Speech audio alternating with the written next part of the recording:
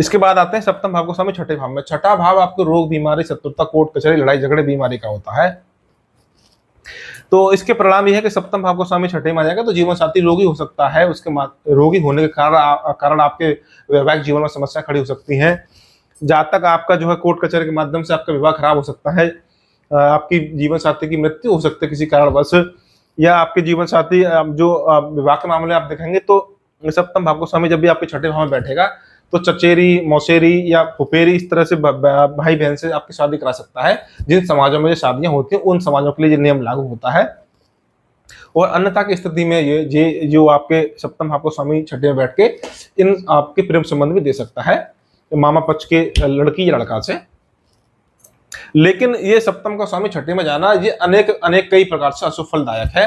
ये विवाह के लिए बहुत ही ज्यादा अशुभ स्थिति बन जाती है। जातक, क्योंकि ये अपने से 12वां स्थान होता है, तो जातक का जीवन साथी बीमार, मैंने आपको पहले बता दिया, बीमार हो सकता है, या उस जातक के जीवन साथी का जातक की पत्नी से, जातक के स्वयं के उसके संबंध है बड़ी शत्रुता पूर्वक हो सकते हैं, यानी कि दोनों के एक दूसरे से बनती नहीं होगी और एक दूसरे से नफरत करते हो सकते हैं।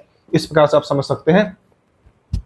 और यदि सप्तम भाव का स्वामी आपके छठे भाव में बैठा है और जातक पुरुष की कुंडली है और शुक्र भी कहीं अस्त नीच होकर बैठा हुआ है या छठे भाव में बैठा हुआ है, तो वो फिर जो है जातक के अंदर नपुंसकता भी दे सकता है। इस कारण से जातक का वैवाहिक जीवन खराब हो सकता है। और सप्तम भाव का स्वामी अनेक विवाह में देरी भी करा सकता है। लड़कियों की कुंडली में कई प्रकार से अशुभ फल दे सकता है। ये अशुभ फल आपको तभी दूर होंगे जब सप्तम भाव या सप्तम भाव के स्वामी पर किसी शुभ ग्रह की आपकी युति दृष्टि का प्रभाव होगा, तभी ये अशुभ फल दूर हो सकते हैं। अन्यथा की स्थिति में सप्तम भाव के स्वामी के छठे भाव में बैठने पर अनेक अशुभ फल देखने को आपको मिल सकते हैं। सप्तम भाव का स्वामी यदि सप्तम भाव में बैठा हो तो ये एक सुखी वैवाहिक जीवन के लिए बहुत अच्छी स्थिति है। जातक देखने में आकर्षक होता है, जातक के अनेक प्रेम संबंध भी हो सकते हैं और एक अच्छा वैवाहिक जीवन जातक का होगा। इसके साथ व्यापार के मामले में आप देखेंगे तो व्यापारियों के लिए भी सप्तम भाव को स्वामी सप्तम में बैठे तो बहुत अच्छा फल जातक को देखने को मिलेगा।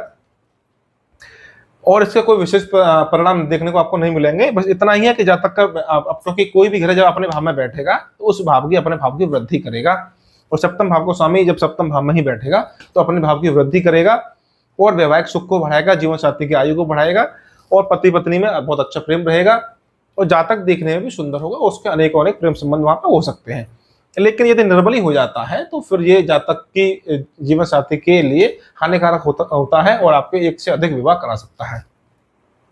निर्बली होने के संबंध में आप जानते हैं कि किसी भी जब पापी ग्रहों का प्रभाव आ जाता है या अष्टक सर्वाष्टक ग्रहों में जातक आपके बिंदु कम हो जाते हैं तब भी ग्रह आपका निर्बली माना जाता है। सप्तम भाव को स्वामी अष्टम भाव में बैठने पे एक मूल नियम